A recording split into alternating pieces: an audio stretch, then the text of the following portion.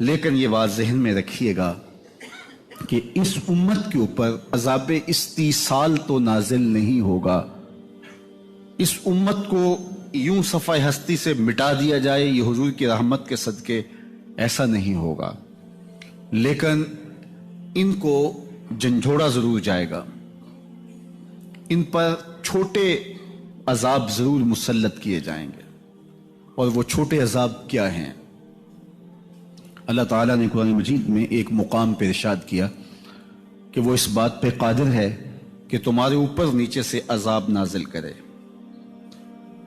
تو حضرت عبداللہ ابن عباس رضی اللہ تعالیٰ عنہ اس کی تشریح میں فرماتے ہیں، اگرچہ دیگر مفسرین نے کہا کہ اوپر کا عذاب یہ ہے کہ آسمان سے پتھر نازل ہوں اور اللہ اس پہ قادر ہے کہ پتھر نازل کرے، اور زمین کا عذاب یہ ہے کہ زمین سے زلزلے آئیں یا نیچے سے پانی پھوٹ پڑے جس طرح قوم نوح کے لیے تھا، یا زمین سبزہ دینا چھوڑ دے، بنجر ہو جائے، تو یہ نیچے کے عذاب ہیں. لیکن حضرت عبداللہ ابن عباس رضی اللہ تعالیٰ عنہ فرماتے ہیں اوپر کے عذاب یہ ہیں کہ تمہارے حکمران نااہل ہوں، اور نیچے کا عذاب یہ ہے تمہاری اولاد نافرمان ہوں. یہ اوپر نیچے کا عذاب ہے جو تمہارے اوپر مسلط کیا جائے گا. جب تمہارے اوپر نااہل حکمران مسلط کر دیے جائیں تو یہ تمہارے اعمال کی سزا ہے. ایک روایت میں آیا اعمالکم اموالکم، تمہارے اعمال ہی تمہارے اموال ہیں. اگر میں مسجد سے نکلتے ہوئے جوتا چرا کے لے جاتا ہوں اور آرزو یہ رکھتا ہوں کہ میرے اوپر عمر بن عبدالعزیز جیسا حکمران آ جائے، تو میری یہ خواہش پوری نہیں کی جائے گی. میرے اوپر عمر بن عبدالعزیز جیسے حکمران نہیں آئیں گے، چونکہ میرے عمل کے نتیجے میں میرے اوپر حکمران مسلط کیا جائے گا.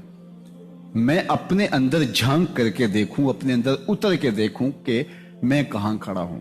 میں اگر یہ دیکھتا ہوں کہ میرے اوپر بدترین حکمران مسلط کر دیے گئے ہیں جو ملک کو دونوں ہاتھوں سے لوٹ رہے ہیں، ملک کے وسائل کو چاٹ رہے ہیں، تو میں خود دیکھوں کہ میں کہاں کھڑا ہوں. حجاج بن یوسف بڑا ظالم شخص ہے.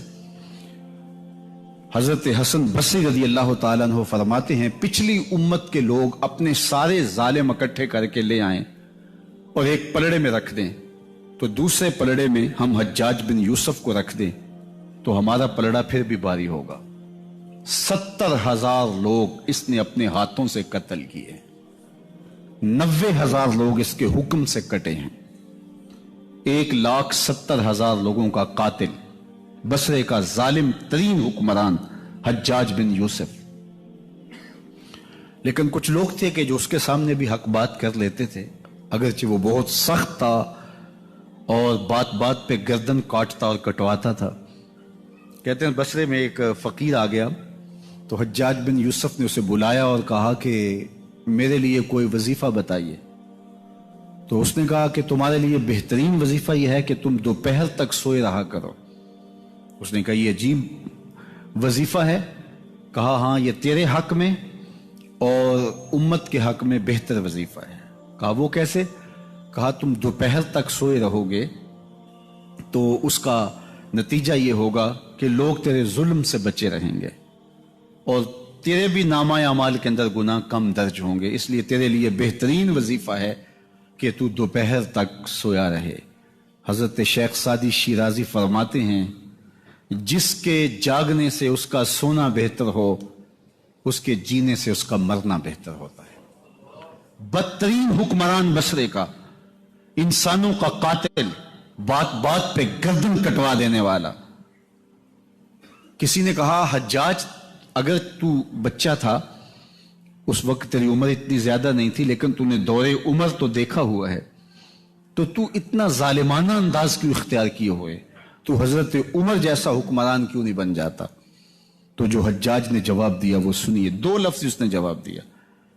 کہا تو عمر رضی اللہ تعالی عنہ جیسا حکمران کیوں نہیں بن جاتا؟ تو حجاج نے کہا تبازروا اتامر لکم، تم ابو ذر غفاری جیسی رعایا بن جاؤ، میں عمر جیسا حکمران بن جاتا ہوں. جب رعایا ابو ذر غفاری جیسی ہو تو حکمران حضرت عمر جیسے ہوتے ہیں، اور جب رعایا ہی جور و ظلم کی خوگر ہو اور اپنے رویوں کو ہم اگر دیکھیں کہ ہم کہاں کھڑے ہیں تو ہمارے اوپر ایسے لوگ ہی مسلط ہوتے رہیں گے۔ اب 2018 کا الیکشن ہے، میں تو وہی کچھ دیکھ رہا ہوں، وہی لوگ آگے پیچھے دائیں بائیں ہوئے ہیں، کچھ ہونے والا نہیں ہے۔ 70 سال سے جو مشق ہو رہی ہے وہی دوبارہ ہونے والی ہے۔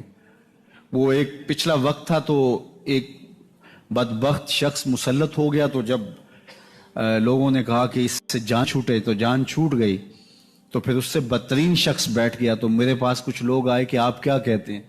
تو میں نے کہا ہم نے پھولوں کی آرزو کی تھی، آنکھوں میں موتیا اتر آیا۔ تو یہ موتیا اترتا رہے گا، اس لیے کہ ہم خود اچھے نہیں ہیں۔ جب ہم خود اچھے ہوں گے تو پھر اللہ کی رحمت کی چھتریاں تان دی جائیں گی، ہمارے اوپر اس کی رحمتیں سایہ فگن ہوں گی، ورنہ یہ مشق ہمارے اوپر ہوتی رہے گی اور ہم ظلم کا، تعدی کا شکار ہوتے رہیں گے۔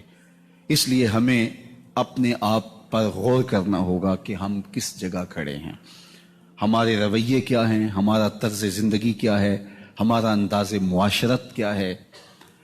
اور اللہ تعالیٰ جل شانہ کی طرف سے ہمارے اوپر یہ عذاب مسلط ہے کہ بدترین حکمران ہمارے اوپر مسلط ہوتے ہیں۔ سیدنا عمر بن حضرت سیدنا عبداللہ ابن عباس رضی اللہ تعالیٰ عنہ کا جو میں عرض کرنے لگا تھا، کہ فرمانے لگے کہ اوپر کا عذاب یہ ہے کہ تمہارے اوپر ظالم حکمران مسلط کر دیے جائیں، اور نیچے کا عذاب یہ ہے کہ تمہاری اولادیں نافرمان ہوں، تمہارے ماتحت خائن ہوں اور تمہاری اولادیں نافرمان ہو، یہ نیچے کا عذاب ہے۔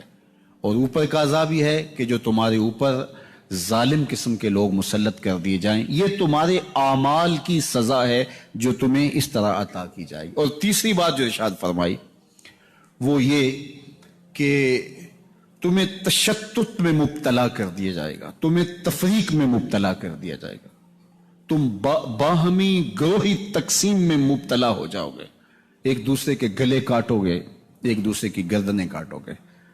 تو نتیجہ کیا ہوگا کہ سکون، طمانینت، امن جو انسان کی بنیادی ضرورت ہے مفقود ہوگی۔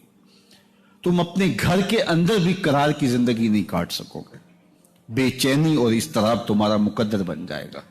یہ سزا ہے رب سے دوری کی، یہ سزا ہے جو ہے وہ تمہارے اعمال بد کی۔ جب معاشروں میں، قوموں میں، گھروں میں، افراد میں، اداروں میں ظلم پنپتا ہے تو پھر قوم طمانینت اور سکون اور آرام اور راحت کی زندگی نہیں پا سکتی۔ آج میں اور آپ اپنے گھروں کے نظم کو دیکھ لیں، اگر ساس کا بس چلے تو وہ اپنی بہو کے ساتھ ظلم، زیادتی اور تعدی کرنے سے گریز نہیں کرتی، اور اگر بہو غالب آ جائے اور شوہر اس کے ہاتھ میں ہو تو وہ اس کے ہاتھوں سے ماں کا استحصال کرواتی ہے۔ اسی طرح آپ دیکھ لیجئے، آگے بڑھتے چلے جائیے، آگے پھیلتے چلے جائیے اور دیکھتے چلے جائیں کہ جس کے بس میں جو ہے وہ کرنے سے گریز نہیں کرتا۔ تو پھر اس کا نتیجہ کیا کہ نیچے سے لے کر اوپر تک ہم اس صورتحال میں جکڑے ہوئے ہیں۔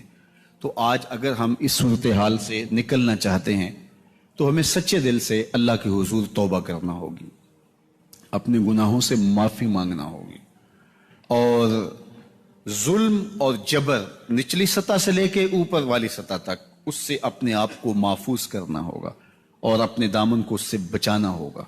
جب اپنے دامن کو ظلم سے، جور سے، تعدی سے ہم محفوظ کر لیں گے تو پھر اللہ جل شانہ کی رحمتیں ہمارے اوپر نازل ہوں گی، اور وہ ہمیں وہاں سے دے گا جہاں ہمیں گمان بھی نہیں ہوگا۔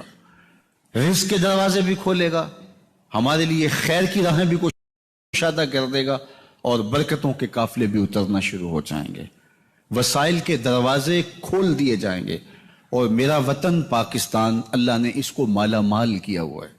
میں ایک دن سورہ کہف کی تلاوت میں تھا تو جو ارشاد فرمایا گیا حضرت موسیٰ اور حضرت خضر علیہ السلام کی ملاقات کا، تو اس میں حضرت موسیٰ علیہ السلام حضرت خضر علیہ السلام کے پاس گئے اور کہا کہ میں آپ کے پاس کچھ وقت گزارنا چاہتا ہوں، آپ سے سیکھنا چاہتا ہوں۔